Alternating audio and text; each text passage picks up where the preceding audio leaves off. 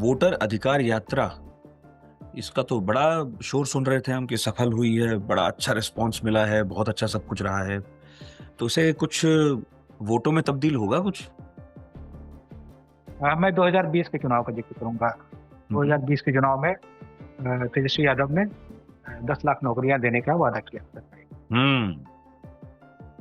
ये बहुत असंभव सा वादा है, लेकिन उसको लेके जो माहौल बना था और पूरे बिहार में हम लोग देखते थे कि युवा बड़ी संख्या में तेजस्वी की रैलियों में आते थे, और उसका असर हुआ, इतना असर हुआ कि लगभग लगभग दोनों गठबंधनों को बराबर वोट मिले। थोड़ा वोट का अंतर रहा, सीटों में थोड़ा बहुत अंतर रहा, लेकिन वो क्लिक कर रहा था मुद्दा।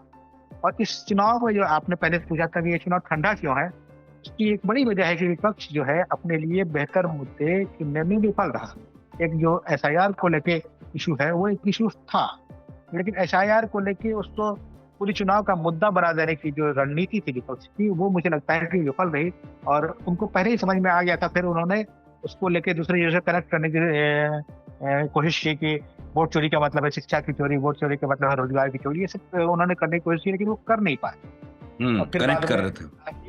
हाँ, बाद में कहा कि हर घर में नौकरी देंगे, और उसको ठीक करने की कोशिश की। लेकिन इस बीच में एनडीए ने क्या किया, दो बड़े काम उन्होंने किए। एक तो ये महिला रोजगार को लेकर उन्होंने जो काम किया, वो उनके लिए बहुत फायदेमंद ऐसा लगता है कि हुआ।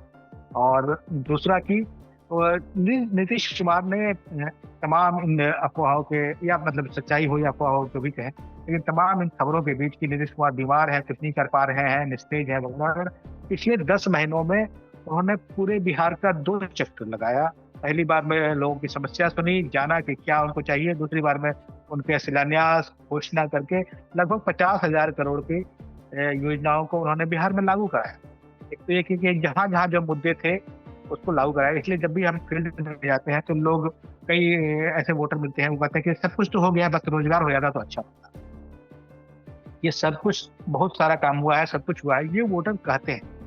ये नीतीश कुमार के कोशिश की सफलता है। और सच चीज पूछिए तो ये चुनाव जिस नीतीश कुमार को हम लोगों ने खारिज मान लिया था, उसकी ही हम्म। सफलता का चुनाव है।